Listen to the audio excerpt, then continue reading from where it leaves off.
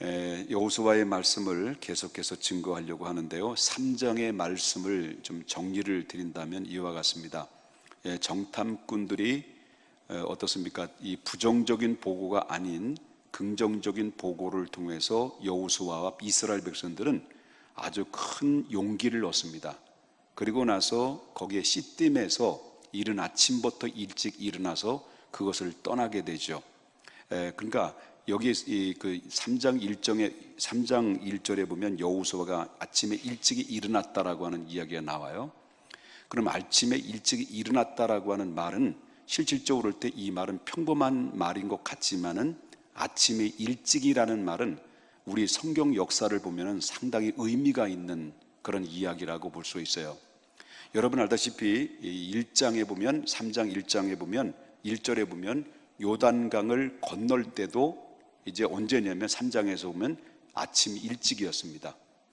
다시 말한다면 또 여리고를 무너뜨릴 때도 어떻습니까? 아침 일찍이었습니다. 그리고 아이성 실패했을 때 그 실패 원인이 무엇입니까? 라고 하나님 앞에 여호와께 기도했을 그때도 아침 일찍이었습니다. 이른 아침이었습니다. 그럼 아이성 전투에서 다시 한번 정령할 때도 아침 일찍이었습니다. 그 다음에 성경 역사 예수님도 보면 새벽 미명에 일찍 일어나셔서 감람산이나 아니면 또 겟세마네 동산에 올라가셔서 하나님 앞에 간절히 말씀을 나누시면서 기도를 하셨다라는 거죠. 모든 기적 같은 역사들, 모든 역사들 보면은 이른 아침에 일어났던 것을 우리가 보게 됩니다. 우리도 마찬가지로 우리의 신앙생활 하면서 하나님과의 관계 속에서 가장 정말 아주 제한받지 않고 경건의 시간을 가질 수 있는 시간들이 언제냐 할 때 아침 일찍입니다. 이른 아침 일찍 일어나서 새벽 기도를 못 하시는 경우에는 어떤 골방에 들어가서 하나님의 말씀을 깊이 나눔을 가지면서 하나님이 조용히 들려주시는 온유한 음성을 듣는 훈련이 상당히 필요하다라는 거죠. 왜 그렇습니까? 성경 역사를 어디를 봐도 하나님이 움직이셨고 하나님이 역사를 일으켰고 하나님의 기적을 일으켰을 때는 바로 뭐냐면 음성을 내려줄 때는 바로 이른 아침이었습니다. 그러니까 아침이라는 의미는 상당히 중요한 의미를 가지고 있다는 것을 우리가 보게 되고요. 그 다음에 일찍 일어나가지고 3일 동안 유하다가 이제 언약궤를 명령할 때 언약궤를 그들은 이스라엘 백성들은 따라갔어요. 언약궤를 맨 제사장들을 따라갔는데 따라갔을 때는 어떻게 따라갔냐면 2000규빗, 소위 말한다고 한다면 900m를 떨어지면서 그들은 따라갔어요. 그런데 그들이 따라갔을 때 무엇을 바라보고 따라갔을까요? 제사장들이 메고 있는 뭐예요? 법궤를 바라보면서 그들은 따라갔다는 거죠. 이건 뭘 의미하냐면 법궤를 바라보듯이 오늘날 이 시대 속에는 누구를 바라봐야 됩니까? 십자가를 바라보면서 예수님을 깊이 생각하면서 따라가야 된다는 거죠. 우리 신앙의 길은 뭘 바라보는 거예요? 십자가를 바라보는 거예요. 그렇기 때문에 십자가를 바라보고 예수님을 생각할 때 우리의 신앙은 흔들리지 않고 우리를 어떤 곳으로 인도하십니까? 안전한 곳으로 우리를 인도하신다 라고 하는 것을 우리가 보게 되고요. 그 다음에 백성들은, 모든 백성들은 어떻게 합니까? 이제 요단강을 건너가기 전에 해야 될 기본적인 자세는 바로 뭐냐면 은혜 받을 만한 알맞은 마음의 준비를 해야 되는 거죠. 그게 바로 뭐냐면 여호와께 성결하라는 거예요. 이 성결이라고 하는 것은 하나님의 은혜 받기 위한 가장 기본적인 준비의 태도라고 하는 것입니다. 그래서 은혜 받는 사람들은 어떤 사람이냐면 성결한 사람이 은혜를 받아요. 그 다음에 이제 바로 물에 들어서라고 얘기해요. 누구에게 명령하냐면 제사장들에게 물에 들어서라 라고 하는 말씀입니다. 그래서 이것은 하나님의 주신 확실한 방법이라고 하는 것이죠. 그래서 물을 대딜 때 3장에서 보면은 어떻습니까? 흘러오는 물을 막아주셨어요. 위에서 흘러오는 물을 막아주셨고 밑으로 흘러내리는 것은 모든 밑에 있었던 물들은 전부 흘러내려서 그 땅을 마르게 하셨다라고 하는 것을 우리가 보게 되죠. 그래서 제사장들은 요단강에 들어섰고 백성들은 어떻습니까? 그 유유히 그 모든 군중들은 그 요단강을 건너는 이런 기적 같은 사건이 3장에서 전체적인 이야기를 한다고 한다면, 자 이제 오늘 4장에 들어가서 1절에 보니까 뭐라고 하냐면 모든 백성이 요단을 건너가기를 어땠다라는 거예요? 마쳤다라고 그렇습니다. 자, 모든 백성이 요단 건너가기를 마침에라고 나오는데, 그런데 여기서 법궤를 맨 제사장들은 지금 어디에 있어요? 3절에 보니까 계속해서 그들 함께 걷는 것이 아니라 백성들이 다 건널 때까지 그들은 어디에 있었던 거예요? 요단 가운데 제사장들의 발이 굳게 선 그곳이라고 그랬습니다. 다시 말한다면 제사장들은 법궤를 메고 백성들이, 이스라엘 백성들이 다 그 요단강을 지날 때까지 한 복판에서 그 발이 굳게 떨어지지 않도록 그 자리에 서 있어요. 자, 저는 이런 생각을 나중에 얘기하겠습니다만은 얼마나 힘들었을까라고 하는 거죠. 자, 요단을 건너는 시간이 얼마나 건넜는지 잘 몰라요. 근데 여러분, 예를 들어서 요단강을 건너는 시간이 어느 정도일까요, 여러분요? 자, 이스라엘 백성들은 어떤 인원이 어떻게 돼요? 60만 명의 사람들만 있는 게 아니잖아요. 그 남녀노소를 다 따진다면 대략 200만 명의 사람들이에요.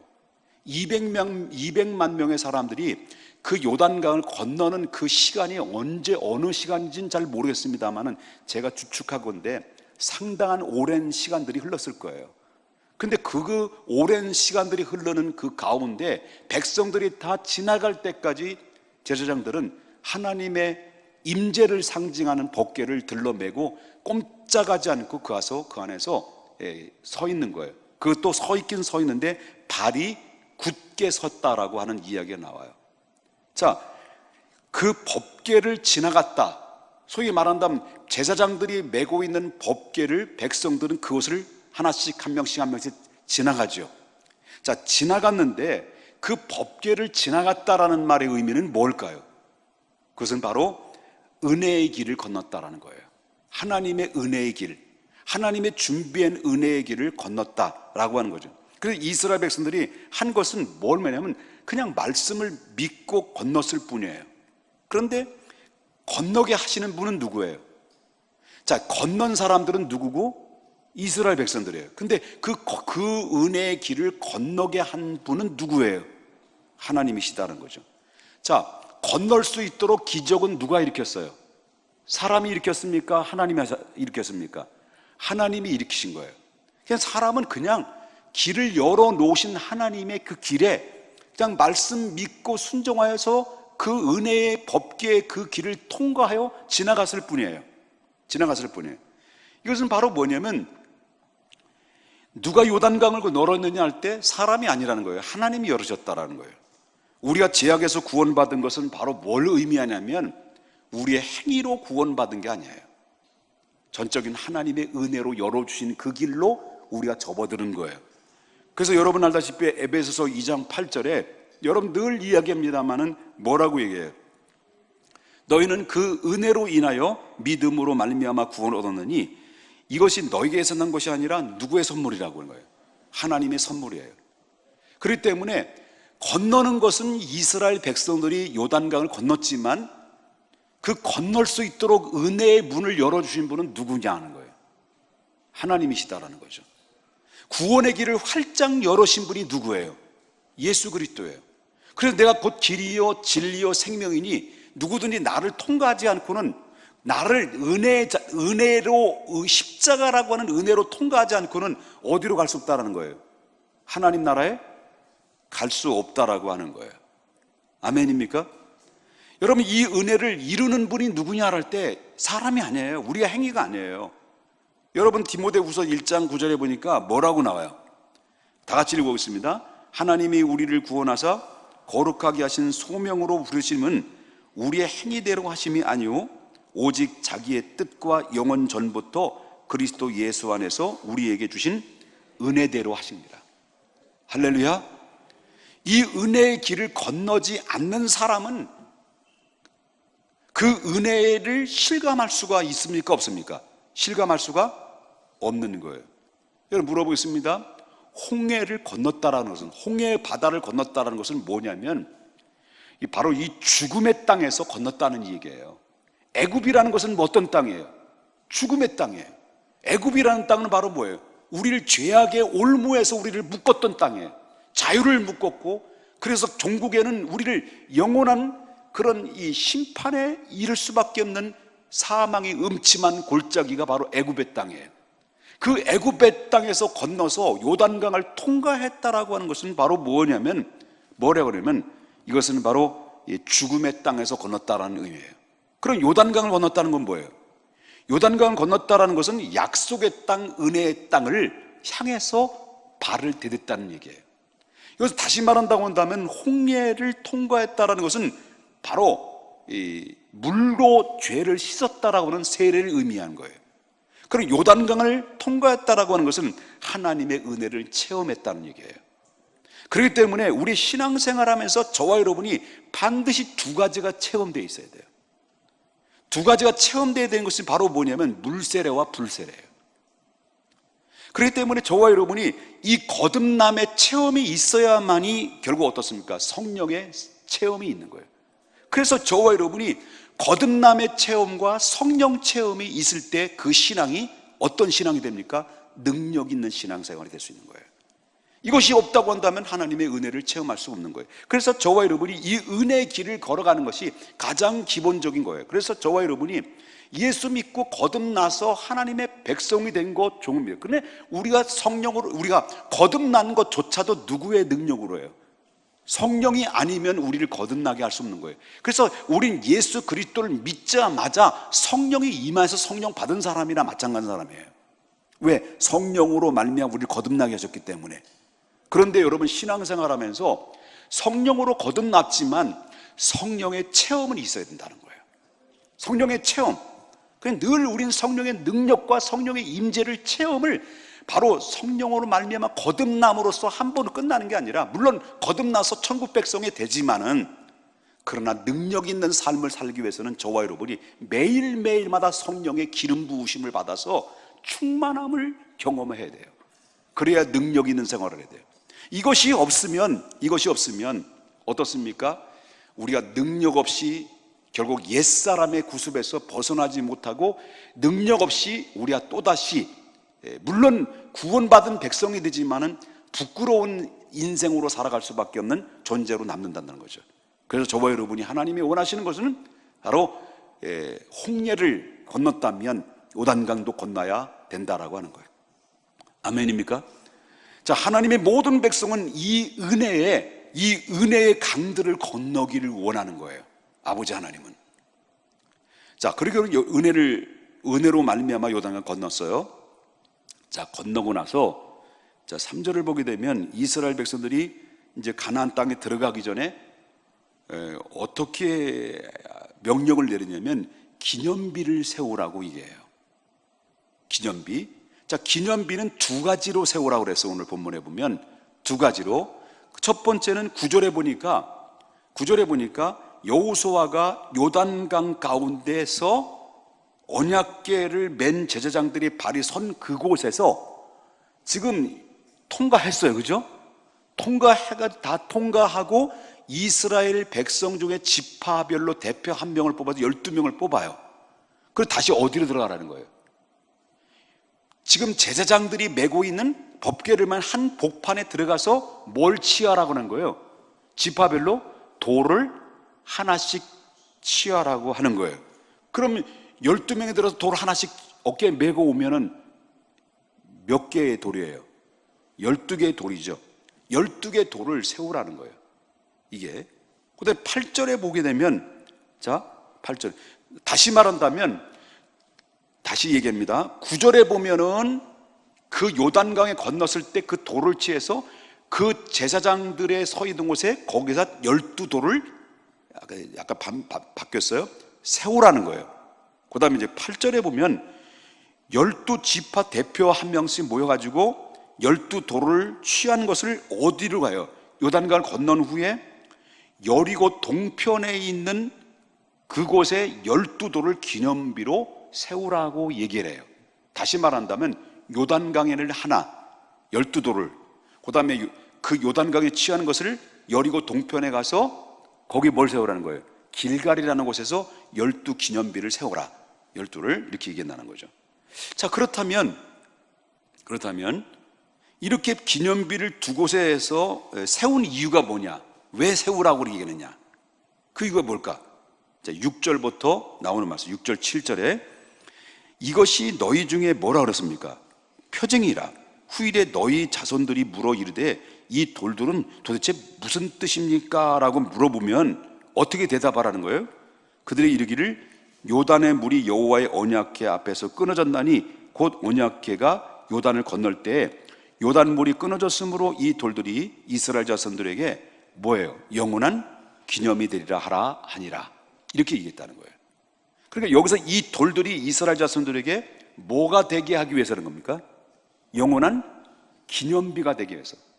이건 뭘 말하냐면 하나님의 요단강을 건넜을 때 이스라엘 백성들이 요단강을 건넜을 때 그냥 건넌 게 아니라 어떻게 건넌 거예요? 하나님의 기적과 역사를 통해서 건넜다. 이거를 자손들이 그걸 오랫동안 대대로 영원히 기억으로 남을 수 있도록 뭘 증표로 보여줘야 되는데 그게 바로 뭐냐면 기념비라고 하는 거예요. 하나님이 하신 초단적인 역사들을 누구에게 알려주기를 원하는 거예요?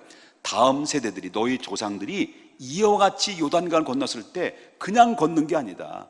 하나님의 은혜로, 하나님의 사랑으로, 하나님의 역사로 걷는 것이다라는 것을 그 다음 세대들에게 그 은혜를 각인시켜주기 위한 하나님의 거죠.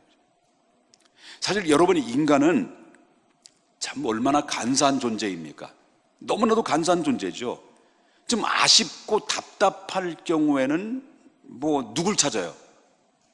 하나님 제발 살려주십시오. 이것만 해주신다면 내가 목숨 바쳐 충성하겠고요. 그리고 주일날 열심히 하루도 안 빠지고 1년 52주 내내 열심히 예배 참석하겠고요. 내게 주신 이 사명을 죽도록 충성하여 하나님 앞에 일생을 다 바치겠습니다라고 말과 오만 말을 다 해서 하나님 앞에 약속하고 막 언약하고 막 소원하고 막 뭐 다 주고 가니까 막 하나님 내가 주신다면 내가 뭐 땅 바치겠습니다. 내 아들 바치겠습니다. 그놈 아들이 하나밖에 없는 걸 자꾸 바치라 가지고 몇 명을 막 계속 낳아야 되는데 막 바치겠습니다. 막 이렇게 막 바치겠다는 말을 왜 이렇게 많이 하는지 몰라요. 소원을 많이 합니다. 근데 실상 모든 문제가 하나님 은혜 주셔서 순조롭게 잘 풀려지고 모든 것이 잘 되면 사람은 어때요? 금방 그 습관이 잊어버려요. 하나님 은혜를. 언제 내가 그랬습니까? 내가 언제 주일날 52주 내내 내가 하나님 앞에 드리겠다고 약속했습니까? 내가 언제 땅 바친다고 약속했습니까? 내가 언제 충성한다고 약속했습니까? 잊어버려요. 금방. 그렇기 때문에 하나님께서 이 모든 인간의 근성과 습성을 너무 잘 알기 때문에 그래도 이 기념비를 보여주면서 너희들이 잊어버리지 마라. 하나님의 은혜를 잃어버리지 마라. 그거예요.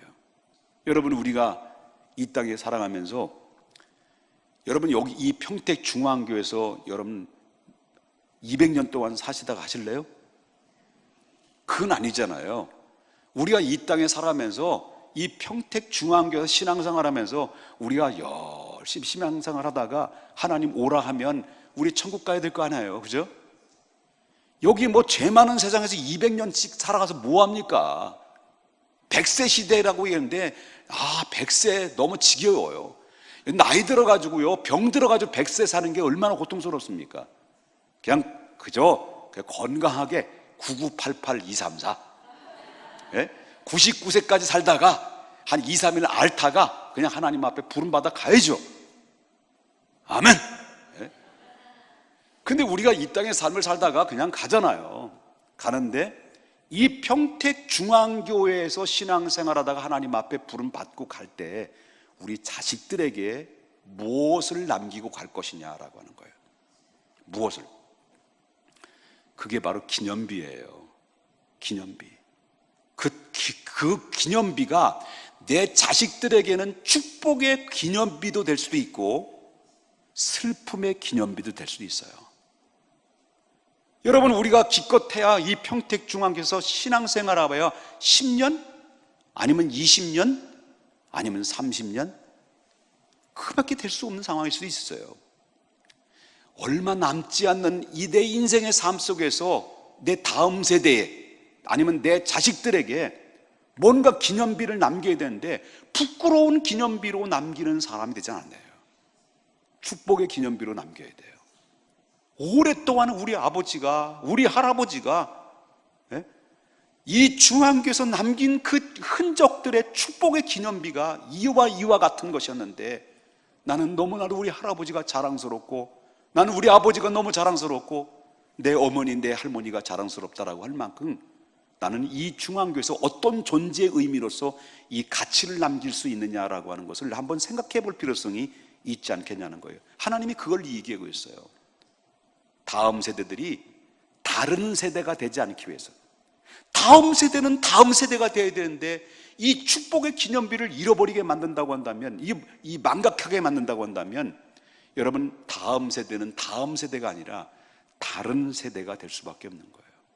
하나님의 백성이 아니라 세상의 백성, 마귀의 백성이 될 수밖에 없다라고 하는 거예요.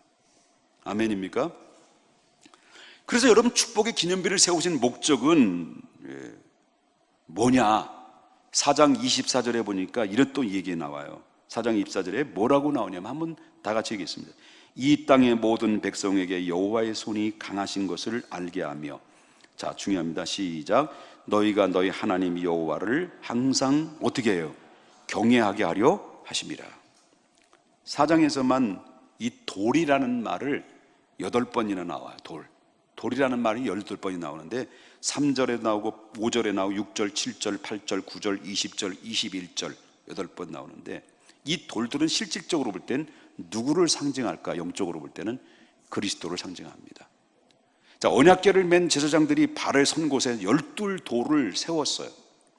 자, 이 물이 흘러 넘쳐 흐르게 되면 세워진 돌이 이제 앞으로 통과를 다 백성들 다 이제 통과를 해요. 그럼 다시 물이 이제 덮잖아요. 엄습해 오잖아요. 그 물이 강이 흐르잖아요. 그럼 그 12돌을 세운 곳은 이미 없어요. 안 보여요. 눈에 시야에 안 보여요. 다시 보이잖아요. 그리고 사람들의 관심에 끌지 못해요. 그러기에 그러한 현장은 실질적으로 구속사적인 현상으로 볼 때는 그래요.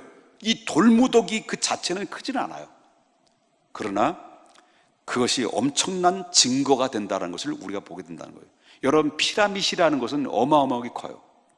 그 크지만은, 그러나 피라밋 그 안에 들어가게 되면 뭐 어떻습니까? 실속이 없는 거죠.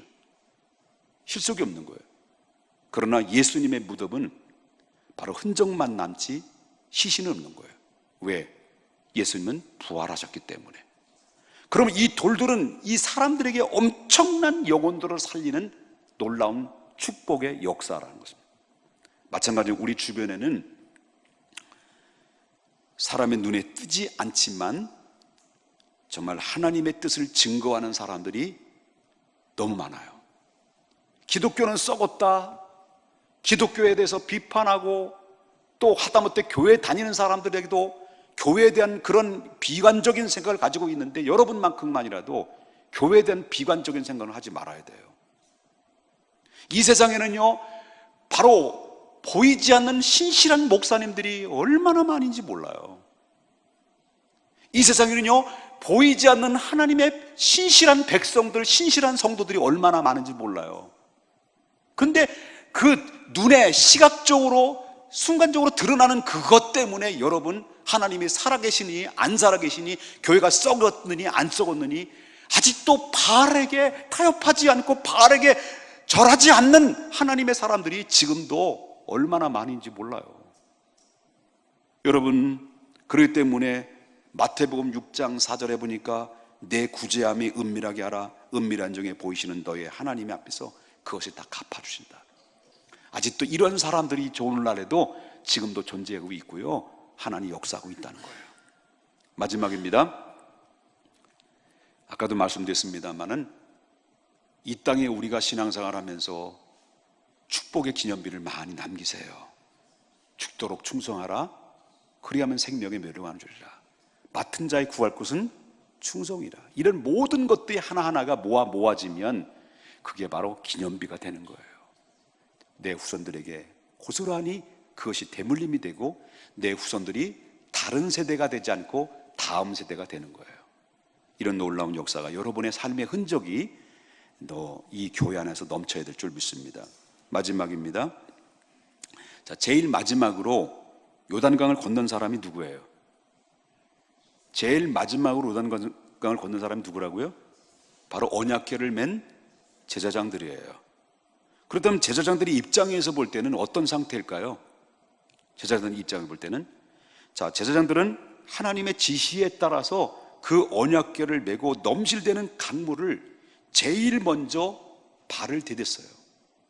발을 디뎠어요. 이게 쉬운 일일까요? 어려운 일일까요? 어려운 일이에요.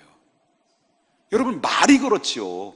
넘실거리는 이 엄청난 물결을 발을 딛고 그냥 들어가야 되는 거예요. 이거는 바로 뭐냐면 하나님 말씀 쏙 빠지면, 하나님 명령 쏙 빠지면 그건 뭐예요? 예? 자살하러 들어가는 거예요. 하나님의 명령 빠지면 그건 자살하러 들어가는 거예요. 죽는 거예요. 그런데 여기는 하나님 명령이 있어요. 이 명령인데 죽을 수 있는 상황인데 물을, 넘실거리는 그 물을 발을 딛고 여호와의 언약의 은혜의 언약궤를 메고 들어가는 거예요.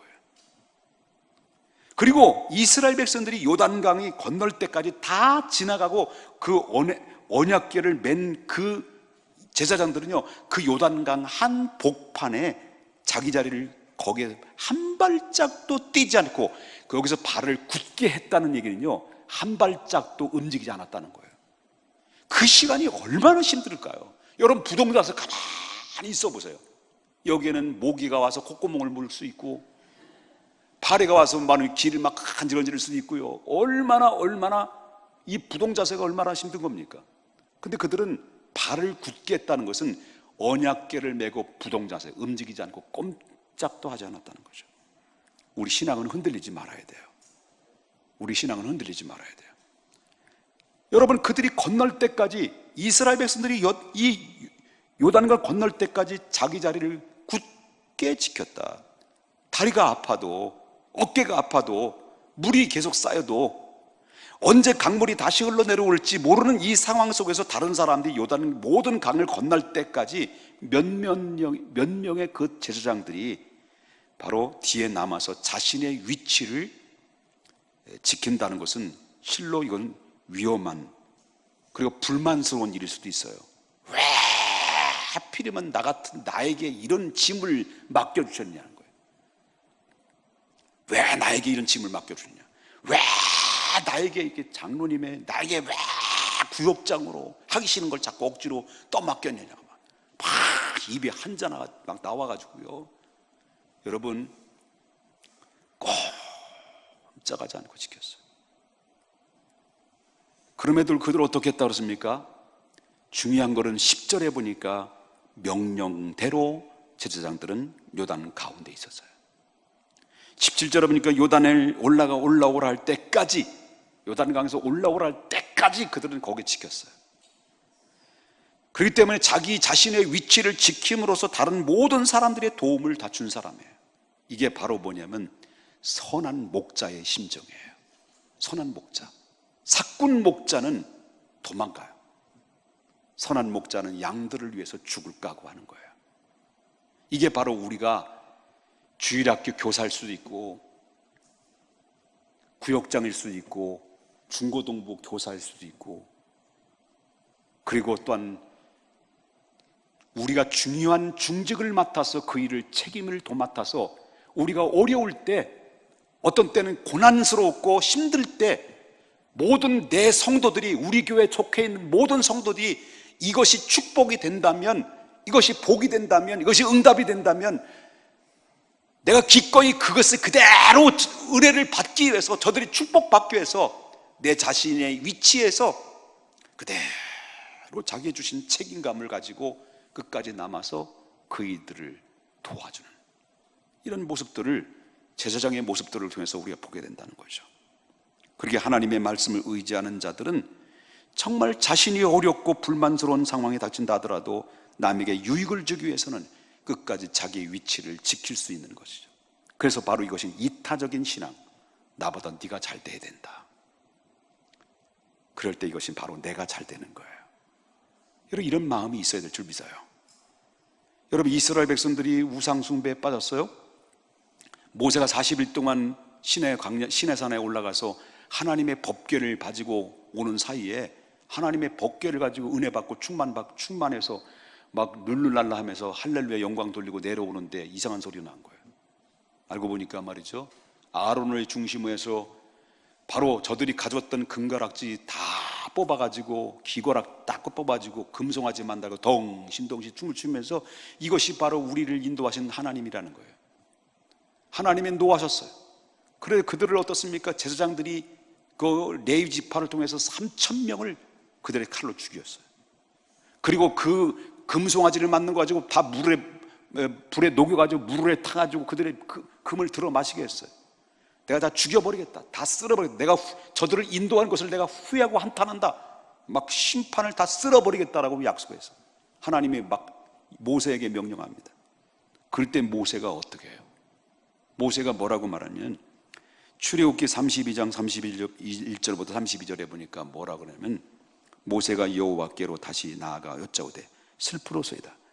이 백성이 자기들을 위하여 금 신상을 만들어 싸우니 큰 죄를 범하였나이다. 그리고 나서 뭐라고 얘기해요? 그러나 이제 그들의 죄를 사하 주옵시고 그렇지 아니하시면 원하건대 주께서 뭐라고 그러는 거예요? 기록하신 책에서 내 이름을 지워 버려 주옵소서. 나를, 이건 뭐예요? 이건 무서운 말이에요. 나를 지옥의 불똥이 속에서 나를 던지더라도, 던져서라도 하나님 저들을 용서해 주십시오, 구원해 주십시오. 이게 바로 끝까지 남아있는 책임감이에요. 여러분, 힘들다고 어렵다고 다 내팽개치지 말고요, 여러분 우리 주신 사명 조금 힘들고 고달프다고 하나님 다 내팽개치지 마시고요, 하나님 앞에 내주신 사명 끝까지 잘 감당해서 모든 사람들이 나를 통해서 유익이 되고 은혜 받고 축복 받는다면 나는 그것으로 인해서 감격하고 감사할 수 있는 그런 제사장 같은 하나님의 중직에 하나님의 사람들이 되어야 될 줄 믿어요. 책임질 때 책임져야 되고, 앞장설 때 앞장서야 되고, 내가 하나님 앞에 헌신할 때 헌신해야 되고, 그것이 말은 죽음일지라도, 죽음의 자리일지라도 내가 그 자리에 내가 남아서 끝까지 자기 포지션을 지키는 하나님의 신실한 제사장들의 모습을 보면서 여러분들은 어떤 마음의 도전을 받습니까? 바로 이런 도전 속에서 우리는 하나님 앞에 다시 한번 우리 자신을 돌아볼 수 있는 귀한 기회가 됐으면 좋겠습니다. 이제 우리가 이제 말씀을 맺겠습니다만은,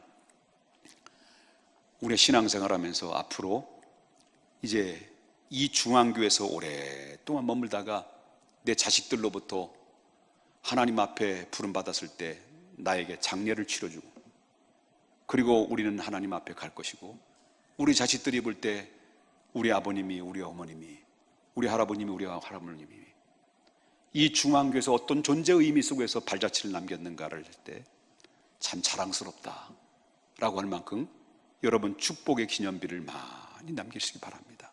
아니면 내 자식들로부터만 아니라 우리 후대들의 후임에 있는 장로님들이나 후임의 권사님들이나, 그리고 후임의 모든 후손들인 우리 모든 중앙교회 다음 세대들이, 야, 참 기가 막힌 이 사랑의 흔적들을 남긴 이 사람들의 이름을 보면서 아, 이렇게 했구나, 이렇게 하셨구나 라고 할 만큼 정말 하나님 자랑스럽고 뿌듯한 마음으로 간직할 수 있을 만큼 우리가 이렇게 축복의 기념비를 남길 수 있는 그런 우리 모두가 됐으면 좋겠습니다. 기도하겠습니다. 우리 다 같이 한 목소리로 기도합니다. 말씀 들었지요? 그리고 말씀 앞에 여러분 어떤 도전을 받았습니까? 그리고 어떤 결단을 했습니까? 우리는 하나님 주님의 명령에 따랐을 때 우리는 하나님 은혜 가운데서 죽음의 홍해를 건넜습니다. 그리고 은혜의 강가를 향해서 건넜습니다. 우리는 구원받은 백성이 되었습니다. 구원받은 것으로 끝나는 것이 아니라 우리는 성령의 충만함을 받아야 돼요. 그리고 하나님 내주신 사명을 감당해야 돼요. 그리고 기념비를 남겨야 돼요. 그리고 내 자리를 굳게 지켜야 됩니다. 하나님, 이 말씀을 통해서 내가 무엇을 어떻게 도전받았는지 간에 이 시간 도전받은 그 말씀 따라서 결단이 필요합니다. 그래, 내가 이렇게 살겠습니다.